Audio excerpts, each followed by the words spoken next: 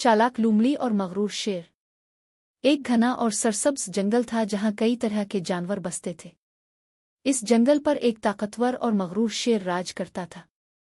जंगल के तमाम जानवर इससे डरते थे क्योंकि वो बहुत जालिम था और बगैर किसी वजह के शिकार करता रहता था।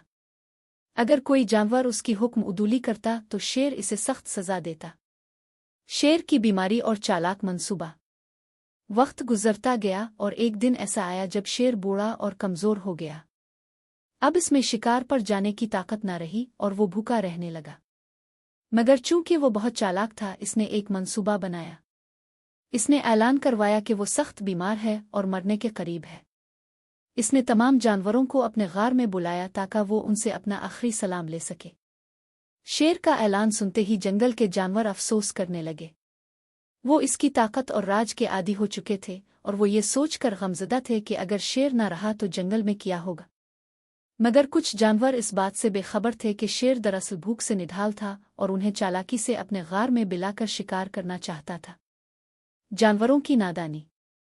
एक के बाद एक जानवर शेर की इयादत के लिए गया, मगर जो भी अंदर जाता वापस न आता। जंगल के दूसरे जानवर परेशान होने लगे, मगर खौफ के बाइस कोई भी शिकायत नहीं कर सका। हर जानवर सोचता कि शायद पिछला जानवर ज्यादा देर तक शेर के पास बैठा है, मगर हकीकत में शेर उन सब को खा चुका था।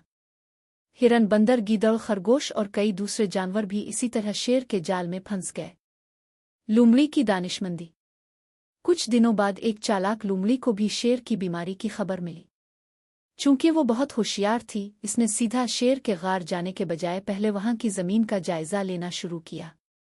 वो गार के करीब पहुंची और जमीन पर पड़े निशानात गौर से देखने लगी। इसे जल्द ही एक अजीब बात महसूस हुई। जमीन पर तमाम जानवरों के पंजों के निशान अंदर जाने के थे, मगर कोई भी निशान वापस बाहर आने का नहीं था। यह देखकर लूमड़ी को फौरन समझ आ गया कि कुछ गड़बड़ है। इसने सोचा, अगर शेर वाकई बीमार होता तो कोई ना कोई जानवर वापस आकर हमें बताता कि वो कैसा है। मगर यहां तो कोई भी वापस नहीं आया। इसका मतलब है कि शेर हमें धोखा दे रहा है। लूमड़ी की चालाकी। लूमड़ी गार के अंदर जाने के बजाय दरवाजे पर ही खड़ी हो गई और बुलंद आवाज में बोली, जनाब शेर, मैं आपकी बीमारी का सुनकर बहुत अफसोस के साथ आई हूं, मगर मैं अंदर नहीं आ सकती। शेर ने अंदर से कराहते हुए कहा, अरे बेटी, अंदर आओ, मैं बहुत बीमार हूं।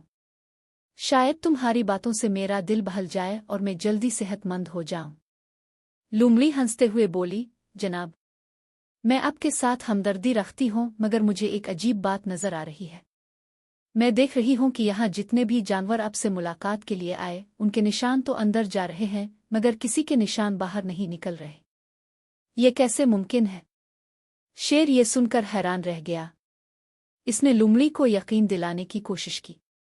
ओ प्यारी लूमड़ी, वो सब अंदर आकर देर तक मेरे पास बैठे थे, शायद इसीलिए तुम्हें उनके वापस जाने के निशान नजर नहीं आए। आओ, तुम तो समझदार हो, मुझ पर भरोसा करो। मगर लूमड़ी मुस्करा कर बोली, हाँ, मैं समझदार हूं और इसीलिए मैं बेवकूफ नहीं बनूंगी। अगर मैं भी अंदर चली गई तो मेरा अंजाम भी वही होगा जो बाकी जानवरों का हुआ। ये कहकर वो तेजी से वहां से भाग गई। अंजाम और सबक। लूमड़ी ने बाकी जंगल के जानवरों को भी शेर की चालाकी के बारे में बता दिया। अब कोई भी जानवर शेर के पास नहीं गया। भूखा शेर मजीद कमजोर हो गया और कुछ दिनों में वो भूख के बाइस मर गया। जंगल के सब जानवर लूमड़ी की अक्लमंदी को सराहने लगे और हमेशा के लिए सुकून से रहने लगे। सबक। दानिशमंदी हमेशा नादानी पर गालिब आती है। आंखें बंद करके दूसरों पर भरोसा करने के बजाय खुद सोचना और जायजा लेना जरूरी है। होशियारी और चालाकी ही मुसीबत से बचने का बेहतरीन जरिया है।